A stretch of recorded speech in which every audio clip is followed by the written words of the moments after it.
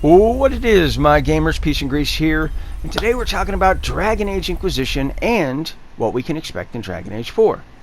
The obvious question here is, why even talk about Inquisition? It's a, quote, old game now. Well, there's a few reasons to consider Inquisition in this discussion, and that is that the majority of the information we have about Dragon Age 4 is contained within Dragon Age Inquisition.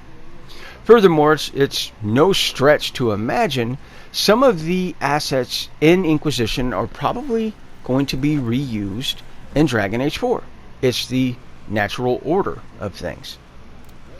But a real big cause for concern when we talk about BioWare and their games is that, number one, over the past couple of years, BioWare has been continually losing developers non-stop.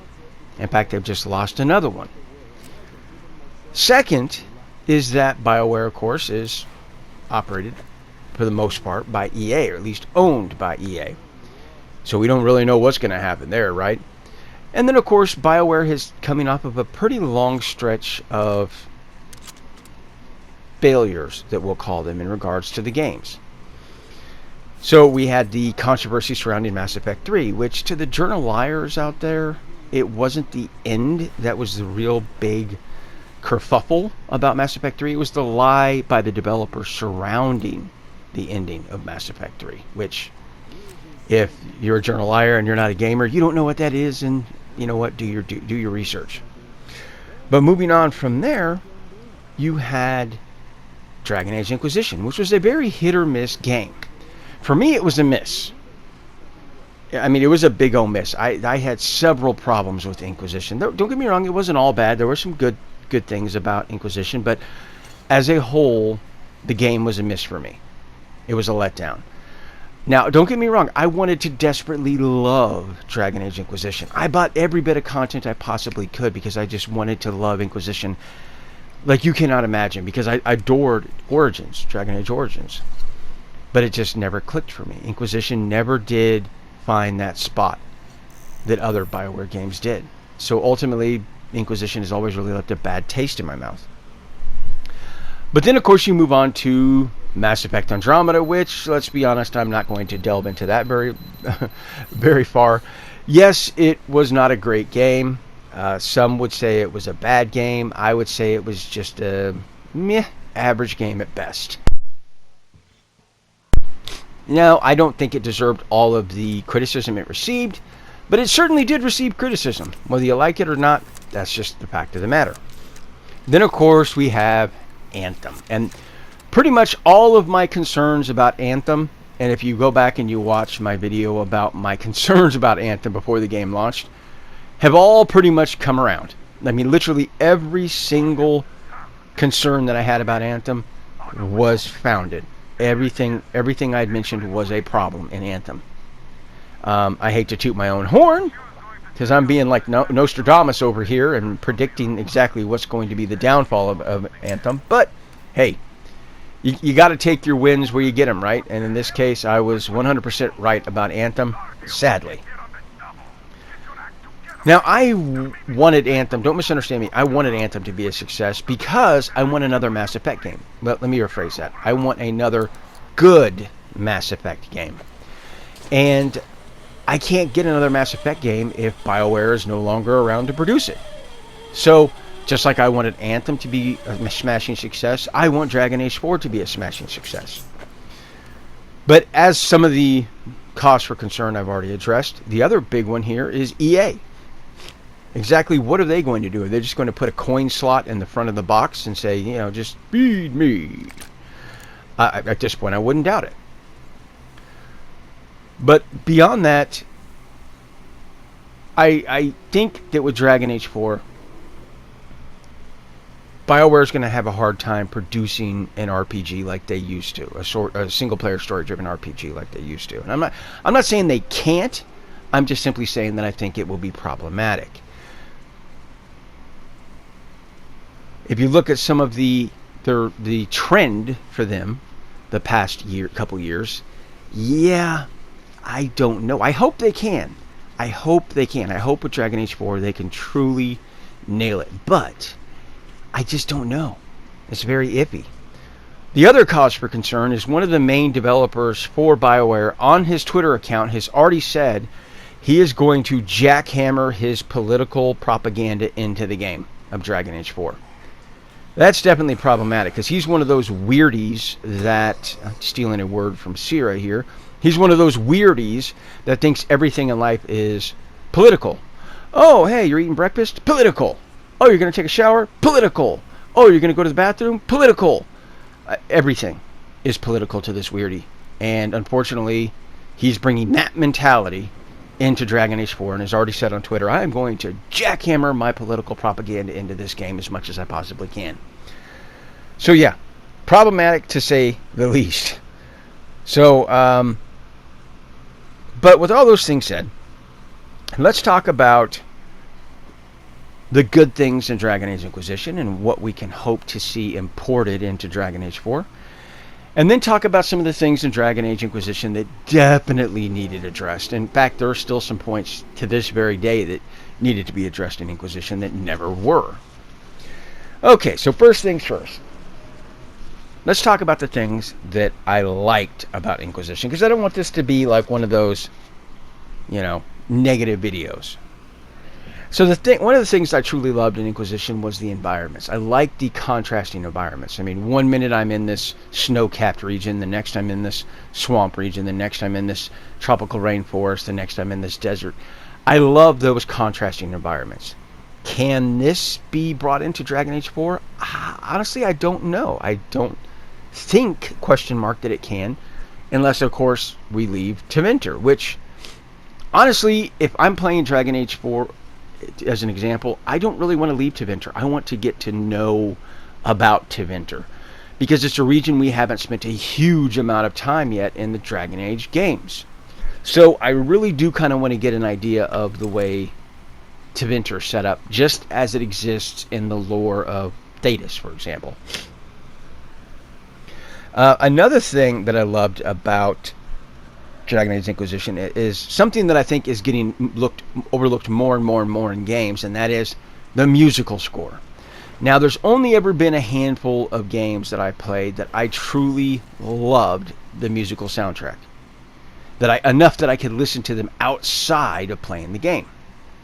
The Mass Effect trilogy, for example, was a series of games that I loved the musical soundtracks in those. More recently, The Witcher 3 had a fantastic soundtrack, but also Dragon Age Inquisition soundtrack was fantastic. I truly enjoyed it as well. And I can only assume at this point that the composer that did the soundtrack for the Mass Effect trilogy probably did the soundtrack for Dragon Age Inquisition. Just an assumption, judging by the sound. Now, sadly, the more recent story-driven RPG game, Mass Effect Andromeda's soundtrack was subpar and lackluster, to say the least. It was very boring, very uninteresting. In fact, in my history of gaming in Mass Effect Andromeda was the very first ever Mass Effect game that I turned the music off. Yeah, that's pretty much how lackluster the soundtrack for Mass Effect Andromeda was. In fact, to even put an emphasis on this, I actually listened to the Mass Effect 2 and 3 soundtracks while I played Mass Effect Andromeda. Yeah. So hopefully BioWare can get back their composer that did the musical scores for the Mass Effect trilogy and Dragon Age Inquisition as an example, because music is incredibly important in a story-driven RPG game, and it's something that I feel is getting left out and left behind, which is a real shame. Now, another thing that I liked was the wide selection of dialogue. You could talk to a character in Inquisition, and you could go down whatever rabbit hole you want to, and spend a good long while finding out the history behind all these different aspects of this character. And that was fantastic. I loved it, particularly when we get down to this the current dialogue system, like when you look at Fallout 4, and it's become like this meme where you pick a dialogue option and your character just says something completely off the wall that you never even had an inkling to expect. Dragon Age Inquisition has a little bit of a cue. Not much, mind you, but there is a little bit of a cue to kind of give you an idea of exactly what your character is going to say, or something along what your character is going to say. So you're not completely in the dark like you are in a game like Fallout 4, for example, or in Mass Effect Andromeda, for example. So hopefully that kind of dialogue system and choices are brought into Dragon Age 4. More than that, the fact that if you meet certain criteria in Inquisition, you could actually select a special dialogue option. You could respond to it in a multitude of ways. And in fact, if you meet criteria, you have a special response. And then, of course, there were consequences to those. This is phenomenal. This is why people play, one of the reasons I should say, people play story-driven single-player RPGs. This is why. So I hope that this is brought back into Dragon Age 4. It really needs to be. Now, I will say that the crafting system, for the most part, it was okay. It was mainly let down by the drop system, I should say, the drop tables in the game, and I'll get more into that here lately. Another problem with the crafting system was that the majority of the armor was ugly. In fact, like 99.9% of the armor in the game was ugly. But again, I'll get into that more momentarily. The fact that there was so many items you could craft is the thing I loved about it. And I don't think that BioWare should lose that. Having this crafting system to be able to create this huge, wide array of weapons and armor, that needs to stay desperately, because the crafting system in Mass Effect Andromeda, for example, was abysmal. It was horrible. It was horrific, to say the least. You literally had to craft the same piece of armor over and over and over and over again in Mass Effect Andromeda. You had to craft the same weapon over and over and over and over. It was horrifying. It was ridiculous. The crafting system was a completely and totally 100% wasted, useless asset in Mass Effect Andromeda. Now, I didn't mind the weapon mods and the Mass Effect trilogy, because this is what I feared that if Mass Effect got a crafting system would happen. And it did exactly. My biggest fear happened in Mass Effect Andromeda. Oh, let's put a crafting system in here that's a completely totally wasted asset. And that's exactly what happened. But hopefully with Dragon Age 4, we still get this huge selection of crafting all these different armors and all these different weapons. So that definitely needs to go forward. Now, the combat was it was basically okay. The crafting system wasn't horrible, but the thing I really want to draw attention to here is the fact that combat had a couple of different options. You could just go ham and smack a button. All right, if that's what you wanted to do, you could do it. Let your companions do whatever they wanted to do. But then they also had a system in place that almost gave you something similar to like a turn-based kind of mechanic in combat, where you had to direct, okay, this companion will use this skill to attack this enemy, and then this companion will use this skill to attack this other enemy, and this companion. This was awesome. Now, in my captured footage here, I just went ham and started spamming buttons. But the fact that the combat option was there, and I did use it quite often actually, the fact that the combat option was there, I loved it. It really was. I know some people kind of poo-poo on it, BioWare, but I absolutely adored it. I like having options in combat because I think it opens up a whole avenue of different ways you can approach enemies. Now, with all of those things said, I will say, let's get into the negatives. All right. The first thing is the story pacing. The story pacing was awful. I don't think I can remember the last game I played that had such horrible pacing. Probably Fallout 4. It's a meme at this point that in Fallout 4, you're like, I need to find my son, Sean. Ooh, look, aluminum cans. That's pretty much how what happened with Dragon Age Inquisition, which you literally forget about the main antagonist, Corypheus, wanting to destroy the world, and instead you're just kind of like, oh yeah, I'm going to go over here and pick this elf fruit, because that's more important than saving the world. And then when your council brings up, what about Corypheus? You're like, Corypha who? Who are we talking about? Do I know this Corypheus? Who's this guy? What? Oh, that didn't fix itself. I thought by now, because nobody had said anything, he'd gone away. No, but he's still around. He's still. Oh, we have to do a mission. Well, I've been playing. I've been exploring for like the past 60 hours, and so I kind of forgot about him. That's kind of really the huge problem with this pacing with Corypheus. More than that, though, the DLC even makes this worse. Particularly, this is a common problem with old story-driven single-player RPGs, because the main antagonist in the main campaign turns into this just pathetic, just waste of an enemy when you're facing new enemies in the DLC. Yeah, it's problematic to say the least. And that's definitely a problem here. But the fact that the pacing is all over the place, like, well, I'm going to go on this expedition to the Frostback Basin. Well, what about Corypheus? Nah, Corypha who? Or you go to help the dwarves. Now, I get that you could really kind of headcanon these missions in there, and that's precisely what I did, and that's what players typically do. For example, the Descent DLC I typically try to work in sometime around getting to Skyhold and the operations start coming up on the war table surrounding dwarves, and that's typically where I kind of jackhammer the Descent DLC in. As far as the Frostback Basin, I usually finish the main campaign and then go to the Frostback Basin, because that seems to just make more sense. And then finally, after that, I go to the Trespasser DLC. Most players, I think, would play it this way for the most part. But yeah, it's problematic that the story pacing is so bad. It really is. Now, the other problem that I had was the open world. Now, I'm not anti-open world, but quite honestly, when you think of successful open world games, maybe you think of a Fallout game. Maybe you think of an Elder Scrolls game. More recently, maybe you think of The Witcher 3. The point is, these were successful open world games, but how did they differ from Inquisition? Simple answer: there was a purpose, there was a reason to the open world.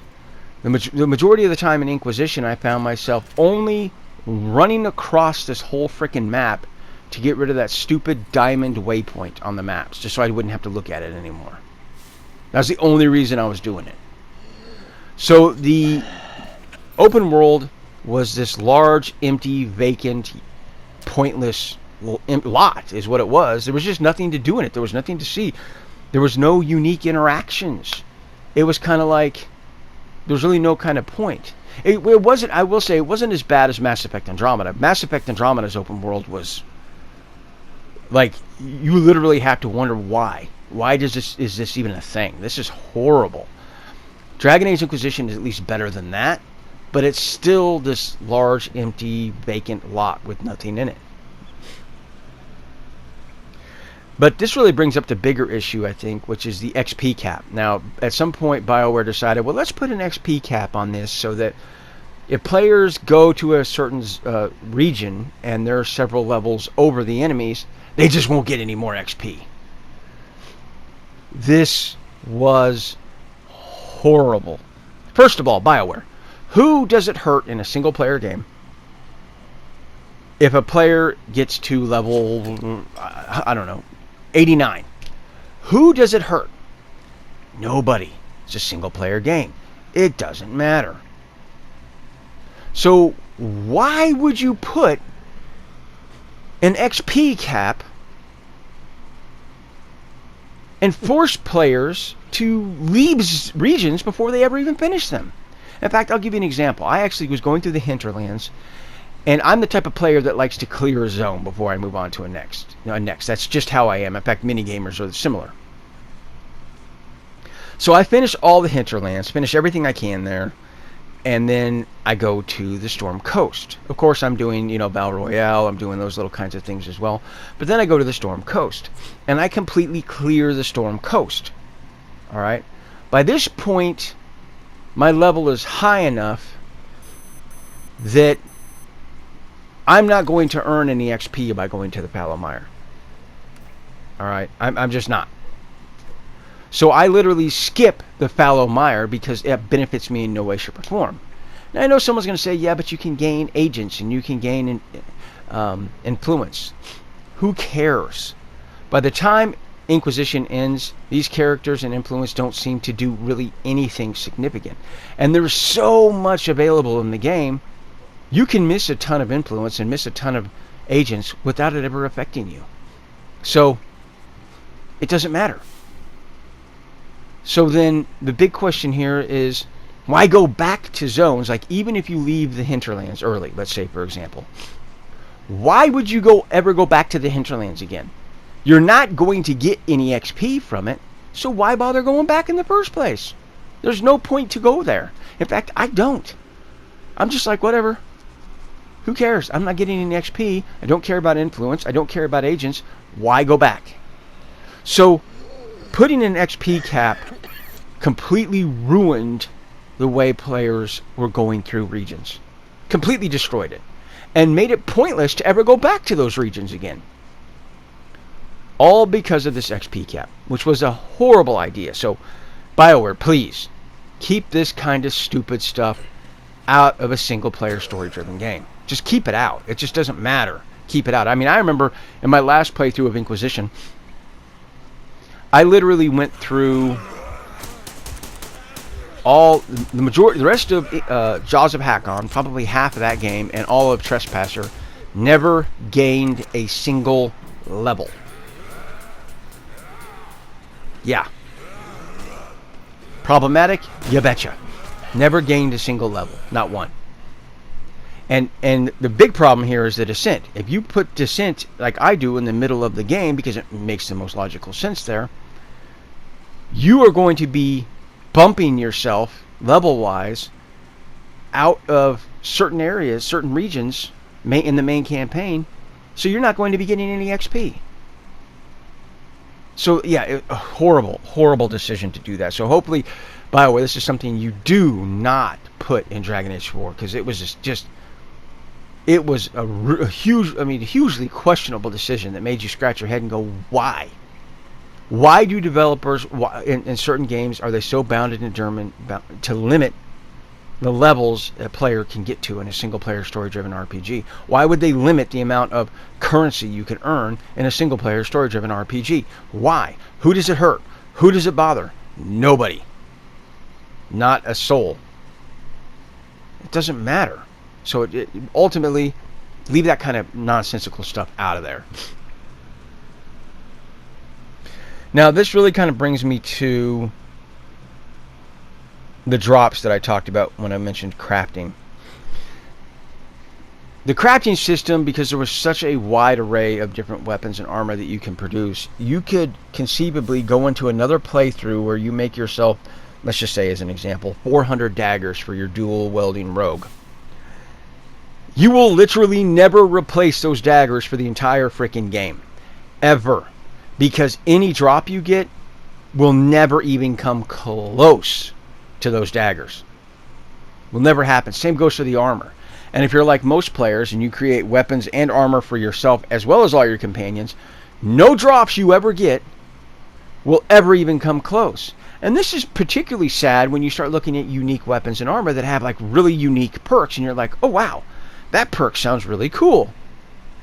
But then you look at how much damage or damage resistance you give up and you're like, 200? I have to give up 200 points of damage or damage resistance just to equip this weapon or armor? Are you kidding me? You're never going to use it. In fact, the majority of the unique weapons and armor in the game of Inquisition I have never used. And I never will. Why? Because there should have been some sort of algorithm placed in the game in which it detects the level of your current weapons or armor and gives you something either just slightly under, equal to, or slightly above. That's how it should have been. In fact, even The Witcher 3 does this with a similar system in the New Game Plus, where you may create a badass silver sword in The Witcher 3, but when you start that New Game Plus with that silver sword, it is now the base level of all the other weapons, so it doesn't destroy the progress. Because in games like this, and in fact most games, you start off very kind of weak and kind of underpowered, and then as you progress through the game, you gain more power, and you gain more power, and you gain more power, you gain better equipment. That's a normal progression. The crafting system completely destroys that progression because it makes any drops that you pick up useless, 100%. There's no point to even pick them up. So yeah, hopefully going forward they either implement some system in place which can detect what you already have equipped so that the drops you're going to get are at least comparable.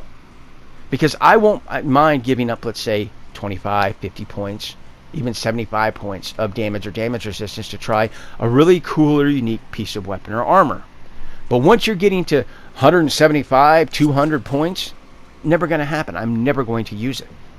Just a simple way it breaks down. Then that brings me to the armor. Why? Why is all the armor in Inquisition hideous? Can anybody explain to me at BioWare, why was all the armor hideous in Inquisition? Like, literally every set of armor was god-awful. Every single one. I disliked all of them. And I've talked to a lot of players of the game of Inquisition, and they all feel the same way. Now, this is a giant neon flashing sign that there was a problem here when you release the Dragon Hunter armor, and like 99.9% of the player base are using it. Doesn't that tell you anything in this scenario? There's obviously a problem with the armor if nobody wants to use any of the other armor. Now, I don't have a problem with the Dragon Hunter armor. The issue with it, though, is that once you do enough playthroughs and all of your Inquisitors always run it, and all of your companions always run it, and you have multiple playthroughs of the same armor, eventually, just like a broken record, you get sick of it. So you don't want to use it anymore. Well, this left me in a conundrum. What armor do I use? I don't like any of it. It's all hideous. So what do I use? I literally am using, and I kid you not, the Warden Scout armor. Yeah, the armor that you start the game with every time. It's the only armor set. And it's not that it's cool looking. It's just it's the only set of armor that I can stomach to look at. That's how bad the armor is. I don't know who did the armor designs, but oh, awful, awful, awful. Just like this armor you see on my Kunari right now, the skin that stalks, or the skin that hits, or the skin that wears ugly armor, whatever it's called. The other problem with the crafting system is that they use a generic character model. And they didn't bother testing this armor on other characters. So the end result is that it has these goopy, silly effects on the actual characters. Case in point, if you use an elf, a male elf, and you put on certain armors, your elf will then look like this creepy, spindly Slender Man. That's how awful it is. Just like my Kunari here. My Kunari literally changes 4 different sizes. He goes from this armor, and it slims him down. And he has these tiny little ass arms. Then he goes from this armor to formal wear, and he blows up to 3 times his normal size. Then he goes to the Dragon Hunter, then he slims down, but not as much with the skin that it wears ugly armor here. And so on and so forth. All of these armors have a different effect on the character. So every time you put on a different set of armor, your characters look different in size, in height, and in weight. Because they use generic character models here. And this was a complaint heard by many Inquisition players. Like, why? Why does my elf look like Slender Man? Can you please tell me this? Why does my Kunari look like he weighs about 120 pounds soaking wet? Why? And then, of course, you got the Descent armor, which, oh, it's awful. I literally put it on Blackwall, and it literally looks like Blackwall must have lost 200 pounds and walking around wearing baggy sweatpants. Like, that's literally how bad the Descent armor looked on Blackwall. Again, generic character model. So please, for the love of Pete, please check to just verify that this armor doesn't have some sort of weird effect on the characters instead of using just a generic character model. You know, I know it's going to take you a little extra time to see, okay, here's a male Kunari, here's a female Kunari, here's a male elf. I get it. It's going to take you a good, 30 minutes. Please do so, though. And then the other problem that I had was with the crafting system was, again, it doesn't make sense. So, let me give you a hypothetical. As you can see here, I'm using a Kunari Inquisitor. So my Kunari Inquisitor can make a special Kunari helmet for my Kunari Companion, so my Kunari Companion can wear it. But My Kunari Inquisitor cannot. See the problem? Let me say that again. My Kunari Inquisitor can build a Kunari helmet for my Kunari companion so my Kunari companion can wear it, but my Kunari Inquisitor cannot. Yeah, it's just very nonsensical. There should be no reason why, if I meet the criteria for a piece of armor or helmet, that I can't equip it. Furthermore, Vitars. I didn't have a problem with the Vitars. I know some players did. I personally did not have a problem with the Vitars for the Kunari. In fact, I kind of dug some of them. But why was there no little mechanic in game to allow me to design my own Vitar? I mean, I can design my own character's face, but I can't design a Vitar. I can put makeup on my character's face, but I can't design a Vitar. See the problem here? There should have been a Vitar crafting system. And I don't care where you put it. You didn't have to put it with the blacksmith. You could have put it with the alchemist. However, I can't say that word. You could have put it with them instead if you really wanted to get technical. The point here is there should have been a mechanic in here that allowed you to craft your own Vitar. That's really the point. An alchemical individual. There should have been a system in place there so that you could go and upgrade your potions. And over here is a Vitar craft your own system here. You know, the biggest problem with the Vitars is they just are way out of touch. I literally got almost through the end of the game and my Vitar was level 5. Yeah, you see a problem? Yeah, that was definitely problematic. So hopefully that's something that in Dragon Age 4 they can kind of keep an eye on. Now, I want to talk briefly about companions and romances. Now, the companions in Inquisition were a miss for me. Completely and totally a miss. Now, let me kind of give you an example to explain the problem that I had with the companions. Now, in Mass Effect, we'll say 2, for example. I must have ran through that suicide mission over and over and over again multiple times until I got every one of my companions through that mission alive. Dragon Age Inquisition, didn't care about any of them. And in fact, in one playthrough, I refused every single one of my companions, so I only had the starters. I had Cassandra, Solus, and Barrack. And then I tried to pick fights with them to see who I could get to leave. Yeah. Romance options for a straight Inquisitor? Nope, not interested. Not a single one. BioWare has always struggled with this idea that women can be both feminine and strong. Instead, we get Cassandra walking around. I have no feelings. I am Teth. Okay. Sounds good, man. Whatever. So, none of the... literally... I mean, and BioWare. BioWare, please. Listen to this. This is a gigantic neon flashing sign that there was a problem. The community asked you to make an NPC romanceable. That's how bad your romance options were in Inquisition. If you don't want to listen to me, fine, don't. You don't have to listen to me. You don't have to take anybody's advice you don't want to. But this should be the most glaring, obvious sign that there was a problem with the romance options. Otherwise, the community wouldn't be asking you for a random NPC to be a romance option. The same thing happened in Mass Effect Andromeda. People were asking for NPCs that had no character, no personality to be romanceable because they still had more character than the romance options and the companions. This should be a giant, giant explanation point. I mean, I don't know what else can possibly make my point for me, but that certainly should. We want Harding, you know, the NPC that we talk to for like 10 seconds before we enter a region that has no personality really. Yeah, let's make her a romance option because your other romance options? No. I mean, hey, don't listen to me. Listen to the community.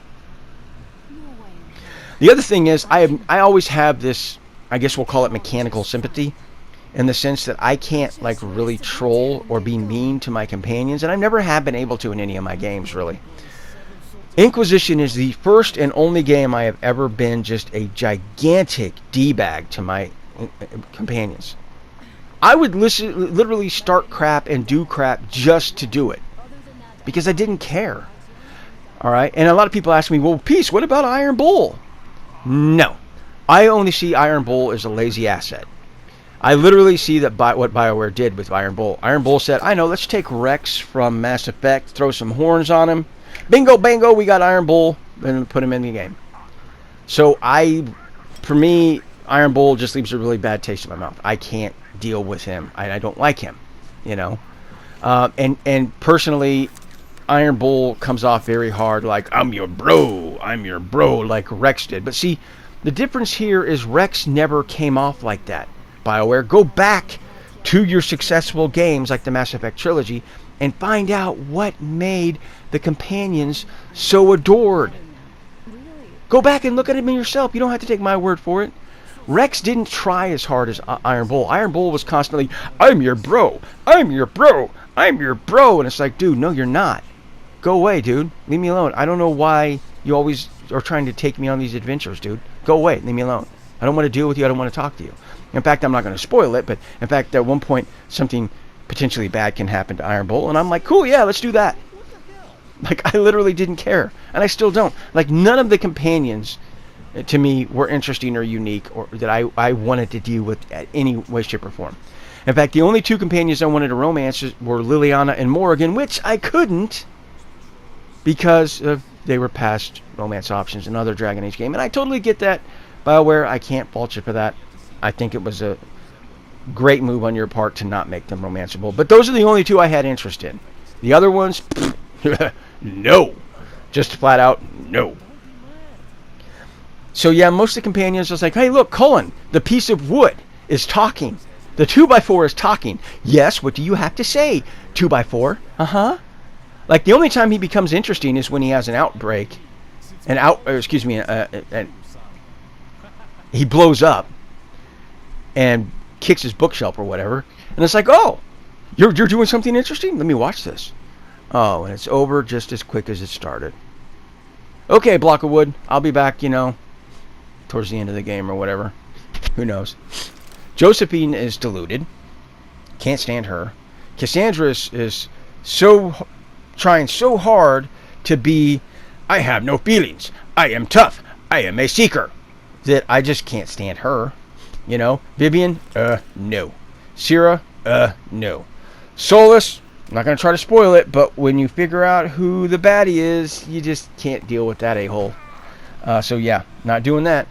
Who else we got? Blackwall. Honestly, I'll be 100% honest with you. When I first started playing Inquisition, Blackwall, I fully expected him to be the bad guy. I did. I truly expected Blackwall to be the bad guy. From the very beginning, my very first time I played through it, I did not like Blackwall. He gave up this very, I'm a bad guy vibe. And so I didn't like him from the get-go, and I never have liked him. And, of course, well, now we know how that turned out. But who else do we got? Iron Bull we talked about. Sierra we talked about. Cole. Cole for like a minute was like interesting. And then like after that, I'm just like, all right, dude, at some point, you can kind of stop being a weirdo just to talk, but you're not. You're not going to just talk. You're just going to continue with weirdo mode. Okay, fine. You stay here in weirdo mode, and, I'm going to go. Dorian, out of all of them, was potentially the most bromanceful type of character that I could be like, pal around with and be like, yeah, dude, you're my homie or whatever. But even after everything that you go through with Dorian, he still puts up this facade of, oh, I am stuck on myself, and you're just like, dude, come on, man. We know we know you're a dude with daddy issues, man. Come on, you can drop the facade, dude. But he doesn't. He just keeps it going, and it's just like, yeah, all right, I'm done. That right there just burns the bridge for me. So yeah, I pretty much summarized all the characters for you. But needless to say, the companions didn't care about, didn't interest me. I had no interest in any of them. In fact, the majority of them, like I said, I refused them. Or I would flat out just ignore them, because that was the best way to go. Let's see, what else can I talk about? There was something else. The war table. So the war table, I think the war map was a good option for the most part, but who at BioWare decided it would be a good idea to leave operation pins on the war map that were already finished for like half the game? And then who else decided to take the light off of a war map pin, an operation pin, once you look at it? Because let me tell you, the definition of frustration is trying to find that one damn pin for the operation that you didn't do in a sea of pins of operations you have completed. Yeah, thanks for that. So the lights need to stay on the operations. Furthermore, your council members, they need to learn to multitask. Come on, multitask. Everybody does it. You can do it. There's no reason why an operation should take more than 38 hours. Should take 38 hours to 32 hours. I get it. You're trying to show the passing of time, the complexity of the operation. I get it. No. It's still a game at the end of the day. If you want to take 6 hours for an operation, great. 32 hours? No. Just no. Okay? Period. The end. The other thing is please stop listening. This is a problem that BioWare has always had, where they'll have a room of 200 members of their community. There'll be two nitwits in the corner screaming at the top of their lungs. BioWare will kick the other 198 members of their community out and listen to the ideas of the two morons left in the room screaming at the top of their head. Yeah, that's a problem. Case in point, they remove cutscenes from the Descent. They remove cutscenes from the Jaws of Hackon, or at least the majority of them. Horrible idea. This is a single-player, story-driven RPG. If you don't want cutscenes, go play Call of Duty. Sorry to be rude, but that's just the way it is. Sorry, man. Deal with it. Single-player, story-driven RPGs, the simple fact is this. No other medium delivers as much information as a cutscene, and it will never will. Case in point, the written word. When was the last time you received a text and you read it and you don't know if someone's being snarky, if someone's being sad, if someone's being mad? You don't know the intent behind it. Same thing happens with the written word. The spoken word, look at the Descent. You have to quickly run up to a character and try to interact with them so that you can get in the conversation. And if you're too late, you miss that conversation. Or if you get attacked, that conversation's over as well. It's a horrible idea. Cutscenes, put them back in. There's a skip button if you don't want cutscenes. The opposite is this. Those of us that do want cutscenes, is there a button that we can hit to add them back into the game? No, there isn't. So the only one getting screwed are the players that truly love single-player, story-driven RPGs, and that includes cutscenes. Because there's no button that puts those cutscenes back in. So you're just being a selfish D-bag if you just want to remove cutscenes just for the sake of removing cutscenes. Like I said, go play Call of Duty. You clearly do not appreciate single-player, story-driven RPGs. Again, not trying to be harsh, just trying to keep it real. Let's see what else. I thought there was one other thing I wanted to discuss, but no, I think that just about sums it up with everything I wanted to talk about. I'm excited about Dragon Age 4, but I'm also leery. I don't know if I'm going to pre-order. I think I'll probably wait. BioWare has kind of burned me several times in the past, so I think I'll probably be waiting. I am excited to see what happens. I'm excited to explore Tevinter and see what is kind of involved in that moving forward. Plus, I'm interested to find out whether or not we get a full range of characters choices as we did in Inquisition. Hopefully we do. I would like to see that. But I'm hopeful that BioWare can pull it off. I'm hopeful that BioWare takes that developer from their studio who wants to jackhammer his political propaganda into the game, and hopefully they demote him or move him to another project, BioWare. Everything in life is not political like this weirdo, this weirdie assumes. So you're eating breakfast, political. You're going to the bathroom, political. Taking a shower, political. Getting a haircut, political. Growing a beard, political. I'm sorry, everything in life is not political, and nor should it be. Games are entertainment. When I go hiking, I don't want billboards all over the forest with political propaganda. When I go kayaking, I don't want floating billboards with political propaganda. So that would be my number one advice. Get rid of him. Move him someplace else. Move him on to another project. And focus on the game, the story, and the characters. That's what the best advice I can give you is focus on the story and characters. That's what Mass Effect Andromeda desperately needed. But yeah, that's about the best advice I can give. I'm excited to see what would happen. I'm also leery. I'm also very nervous. because I'm fearful that this may be BioWare's last attempt. I don't know how long BioWare will, or excuse me, EA will sit on the sidelines and just let them keep swinging away, swinging a miss, swinging a miss, swinging a miss before they finally kind of intercede. I hope not, because I do want another good Mass Effect game. So I want it to be successful, and I want it to be good, but we'll have to wait and see. Let me know down in the comment section if you liked Inquisition, and if you are interested in Dragon Age 4. And until next time, peace and grease. And the bridge dwellers do business with them. So, disguised as such traders, we will infiltrate the bridge and lower it. Katya says it still works. They won't be able to stop us if we move fast. And should they try, we'll cross it no matter what those fanatics think. They want blood, they will get it. So now, we only have to wait for the trader's boat. Colonel, sir, we can't just leave them here. They will be eaten alive. Stepan, did you ever try using your head? Do you know where we are going? What we are going to face on the way there? Where, pray tell, are they going to sleep on the Aurora? Atop the coal crates? We Spartans can handle it. But for a woman with a 6-year-old daughter, no less, this is unacceptable. I'll give them my bedroll and move into the stokehold. You will fall asleep and get your throat cut. The next day you'll get guard duty after trying to sleep there. Still, I know we can't leave them. Let's just collect that carriage Katya told us about while we wait. We can't leave the child here. And anyhow, how long are we going to sleep in turns for? Are you starting that again? How? How are we going to collect that carriage? I'm not taking the Aurora there. No, you don't need it. I have a rail car hidden in a terminal. It can tow a carriage like nobody's business. Artyom and I can go get it and bring the carriage back. No way I'm letting you go. It will take us both till morning to finish the repairs, and I can't handle it myself in time. Okay, have it your way. I'm done playing the monster here.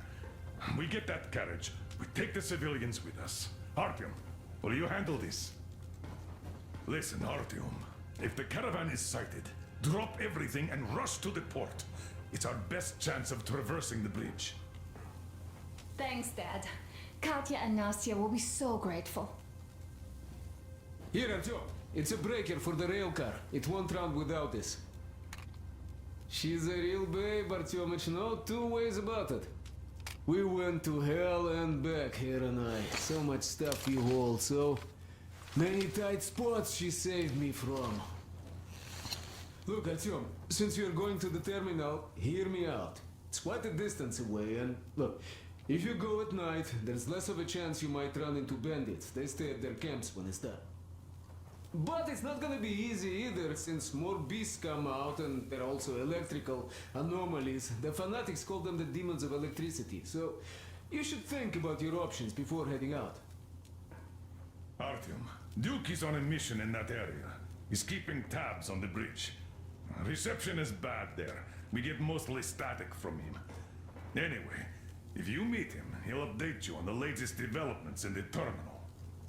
I bet you've conspired with Anna and Stepan. I care for those two no less than you. But we don't know if what's ahead is any better than the fanatics. I guess we'll have to live and see.